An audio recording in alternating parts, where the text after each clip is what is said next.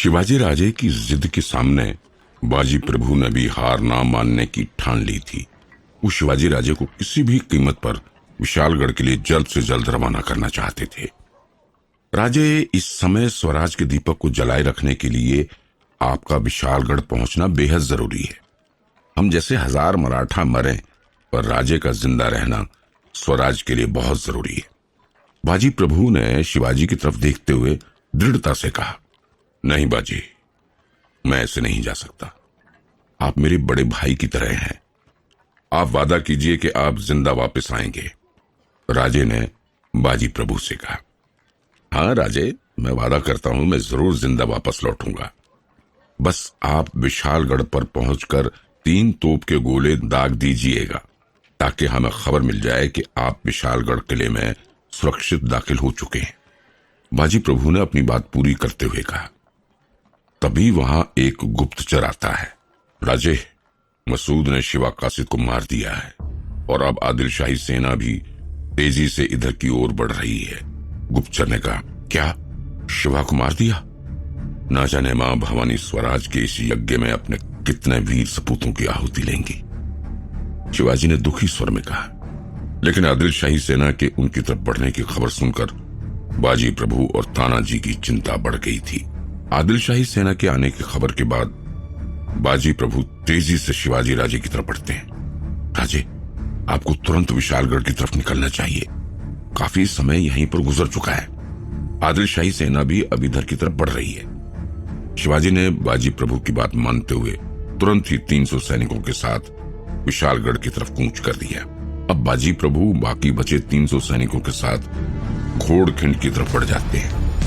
बाजी प्रभु को देखकर ऐसा लग रहा है जैसे कोई शेर अपने शिकार की ताक में खड़ा है। बाजी प्रभु के एक हाथ में दंड पट्टा है और दूसरे हाथ में तलवार।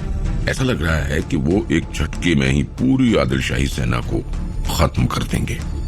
10,000 की आदिल शाही सेना अब शिवाजी के पीछे उसी रास्ते पर पहुंच रही है जिसे आज हम पावन खिंड के नाम से जानते हैं। शायद आदिल शाही सेना को इस बात का अंदाजा नहीं था कि घोड़खिंड से आगे का रास्ता तय करना उनके लिए आसान नहीं होगा, क्योंकि उनके सामने अब बाजी प्रभु देशपांडे जैसा योद्धा खड़ा था।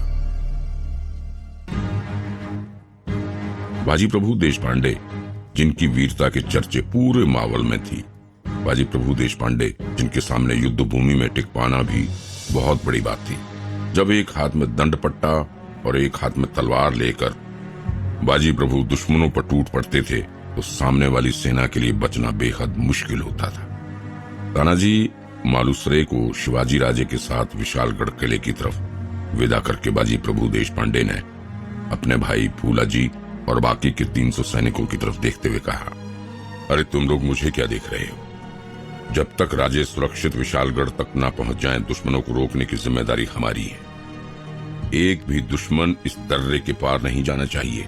ये कहते हुए बाजी प्रभु ने हर हर महादेव का नारा लगाया। बाजी प्रभु के इतना कहने के बाद पूरी घाटी हर हर महादेव के नारे से गूंज उठी। इस नारे के साथ ही सारी तलवारें मैदान के बाहर निकल आईं।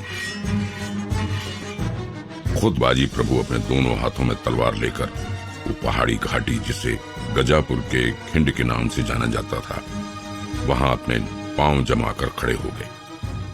दूसरी तरफ से आदिल शाही सेना अल्लाहू अकबर के नारे के साथ चिल्लाती हुई आ रही। आदिल शाही सेना और बांदल मावले सैनिक एक दूसरे के ऊपर टूट पड़े और गजापुर के घाटी में जोरदार मार काट मच गई।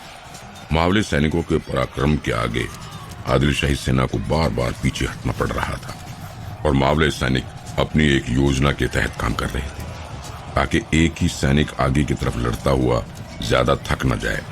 बाजी प्रभु के आगे लड़ रहे मावले सैनिक लगातार पीछे वालों की जगह ले रहे थे और पीछे वाले सैनिक आगे वालों की। आदिल शाही सैनिक धीरे धीरे हमला कर रहे थे और बार बार मावले सैनिकों को पीछे खदेड़ने की कोशिश कर रहे थे, लेकिन मजाल के एक भी मावला योद्धा अपना कदम पीछे खींच रहा हो, बल्कि मावले तो दुगने उत्साह के साथ अपनी जान की बाजी लगाने के लिए भी तैयार थे। अपने सैनिकों के साथ बाजी प्रभु खुद भी एक हाथ में दंड पट्टा और दूसरे हाथ में तलवार लेकर दुश्मनों को गाजर मूली की तरह काट रहे थे। बाजी प्रभु के अगल बगल का हिस्सा दुश्मन सैनिकों की लाशों से पटा हुआ था और बाजी प्रभु की वीरता देखकर आदिल शाही सैनिकों के पांव उखड़ने शुरू हो गए थे। इस तरह युद्ध में तकरीबन 1 पहर का समय बीत चुका था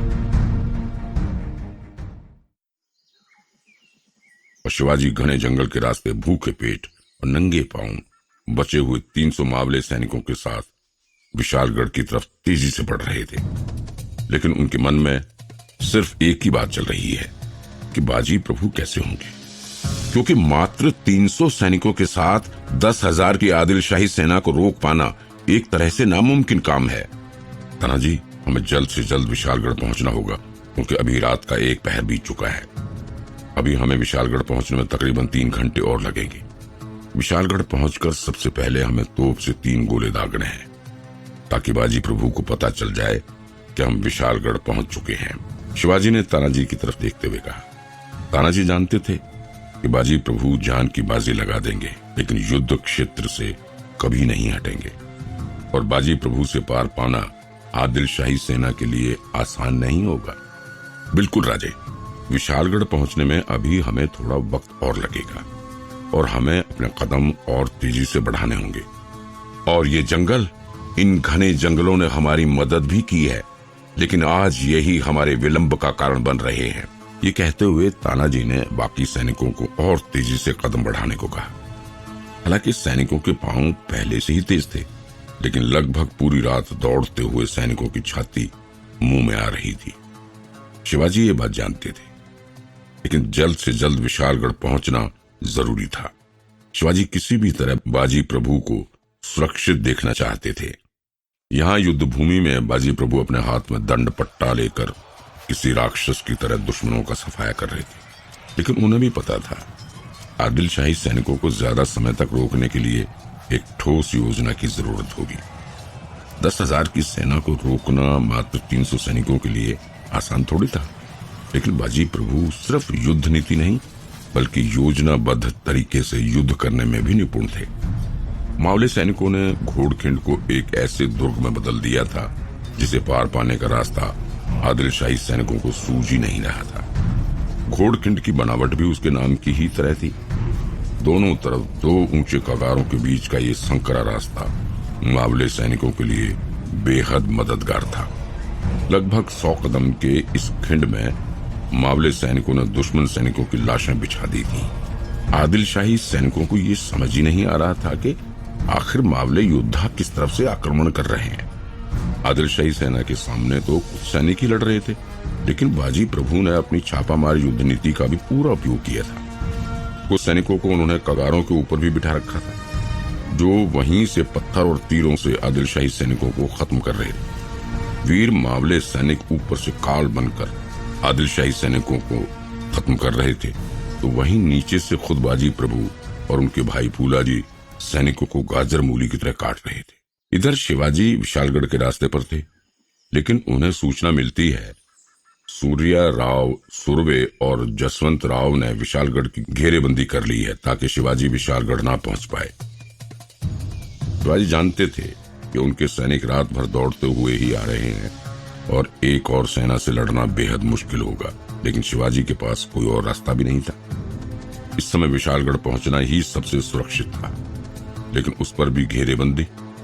शिवाजी इस सोच में थे कि उन्हें जल्द से जल्द विशालगढ़ पहुंचकर तोप के 3 गोले दागने हैं। बाजी प्रभु अपने 300 मावले सैनिकों के साथ घोड़खिंड में थे और शिवाजी राजे का हृदय उधर ही लगा हुआ था।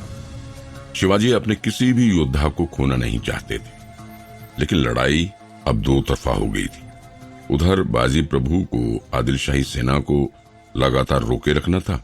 अगर आदिल शाही सेना बाजी प्रभु को भेद कर शिवाजी के पास तक पहुंच जाती तो स्वराज का संकल्प खतरे में पड़ जाता और शिवाजी को विशालगढ़ में पहुंचने के लिए एक और सेना को भेजना पड़ेगा। बाजी प्रभु और उनके 300 बांदल सैनिकों ने तकरीबन 3000 से अधिक आदिल शाही सेना को खत्म कर दिया था। अकेले बाजी प्रभु 10-10 सैनिकों का सर अकेले धड़ से अलग कर रहे थे। ऐसा लग रहा था कि मानो युद्ध भूमि में बाजी प्रभु नहीं बल्कि खुद महाकाल उतर आए हैं। एक हाथ में दंड पट्टा और दूसरे हाथ में तलवार। बाजी प्रभु बिजली की तेजी से दुश्मन सैनिकों को गाजर मूली की तरह काट रहे थे। इतना भयंकर नरसंहार देखकर दुश्मन सैनिकों के हौसले पस्त होने लगे थे। आदिलशाही सैनिक अपनी जान बचाकर इधर उधर भागे फिर रहे थे। आगे बढ़ने की हिम्मत कोई भी आदिलशाही सैनिक नहीं कर पा रहा था। आखिर करता भी कैसे? आखिर सामने बाजी प्रभु जो खड़े थे। बाजी प्रभु से आदिलशाही सेना के पैर उखड़ने लगे हैं। ये बात जल्द ही सिद्दी मसूद के पास पहुंच गई। एक गुप्तचर ने आकर उसे इस बात की सूचना दी। सरदार, लगता है शिवाजी ने किसी राक्षस को इस घोड़खिंड में छोड़ दिया है और वो हमारे सैनिकों को ऐसे काट रहा है जैसे कि कोई बच्चा खिलौनों से खेल रहा हो। क्या बकवास कर रहे हो तुम? अभी तक शिवाजी को हम पकड़ नहीं पाए, सिद्दी मसूद ने गुस्से से चीखते हुए कहा। नहीं सरदार, शिवाजी तो दूर, अभी तो हम घोड़खिंड पर खड़े मराठा सैनिकों से भी पार नहीं पा सके हैं। वहां पर अपने 300 सैनिकों के साथ खड़ा बाजी प्रभु जैसे अकेले ही पूरी आदिलशाही सेना को खत्म कर देगा। अब तक हमारे लगभग 3000 सैनिक मारे जा चुके हैं। जो बचे हैं वो भी अपनी जान बचाकर भाग ही रहे हैं। युद्ध क्षेत्र में जाने की हिम्मत कोई भी नहीं कर रहा है। गुप्तचर ने कहा, हमें जल्द से जल्द शिवाजी को पकड़ना होगा।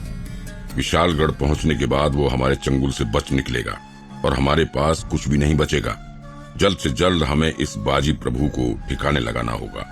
बाजी प्रभु घोड़खिंड में किसी ढाल की तरह 300 सैनिकों के साथ खड़े थे। आदिलशाही सैनिकों के लिए इस ढाल को भेद पाना मुश्किल ही नहीं, नामुमकिन लग रहा था।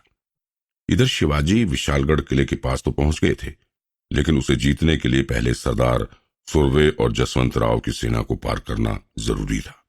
और सरदार सुरवे और जसवंत राव ने अपनी सेना के साथ विशालगढ़ का घेरा मजबूत कर लिया था। शिवाजी राजे और तानाजी ने विशालगढ़ का घेरा तोड़ने के लिए योजना बनाई और इसी बीच साथ की सेना को कुछ देर का आराम मिल गया। रात भर नंगे पांव दौड़ती हुई सेना के पास सिर्फ एक लक्ष्य था, शिवाजी राजे को सुरक्षित विशालगढ़ तक पहुंचाना। शिवाजी और तानाजी ने अपनी सेना को कई भागों में बांटकर विशालगढ़ के अंदर घुसने की योजना बनाई। गनीमी कावा यानी कि गुरिल्ला युद्ध पद्धति में मराठे सैनिक पहले से ही पारंगत थे। यहाँ तक कि आदिलशाही सेना शिवाजी राजे को पहाड़ी चूहा ही पुकारती थी, क्योंकि उन्हें अक्सर ये नहीं पता होता था कब और कहां से मराठे सैनिक आएंगे और उन्हें लूट कर चले जाएंगे। आज इसी नीति के इस्तेमाल से शिवाजी राजे ने विशालगढ़ पर सुरवे और जसवंत राव के व्यूह को भेदने की योजना बनाई। शिवाजी को ये बात याद थी कि उन्हें जल्द से जल्द विशालगढ़ पहुंचकर तोप के 3 गोले दागने हैं। आक्रमण से पहले शिवाजी तानाजी को निर्देश देते हैं कि तानाजी, विशालगढ़ में दाखिल होने के बाद सबसे पहले तोप से 3 गोले दागना होगा। बाजी प्रभु काफी देर से घोड़खिंड में पांव जमाए हुए हैं, हमें जल्दी करना होगा। बिल्कुल राजे, किले में पहुंचने के बाद पहला काम 3 तोप के गोलों को दाग कर बाजी प्रभु को संकेत देने का होगा। तानाजी ने शिवाजी को आश्वस्त करते हुए कहा। शिवाजी राजे को शायद ये बात नहीं पता थी कि बाजी प्रभु और उनके 300 सैनिकों ने 3000 से अधिक सैनिकों को गाजर मूली की तरह काट डाला है। आदिलशाही सेना बाजी प्रभु के सामने पीछे हटती जा रही थी। इस बात की खबर सिद्दी मसूद को लग गई थी और अब सेना की और टुकड़ियों को भेजना शुरू किया गया। सेना की नई टुकड़ियों में जब बाजी प्रभु और उसके सैनिकों को पीछे करने में नाकाम रही तो सिद्दी मसूद ने बंदूक का इस्तेमाल करने की योजना बनाई। बंदूक में गोली भरो, ये राक्षस हमारे हथियारों से शायद ही मारा जा सकेगा। सिद्दी मसूद ने बाजी प्रभु को लड़ते हुए देखकर कहा। बंदूक में गोली भरी गई और निशानेबाज ने निशाना लगाया। आगे शिवाजी और उनके बड़े भाई सरीखे बाजी प्रभु का क्या हुआ जानने के लिए सुनते रहिए छत्रपति शिवाजी।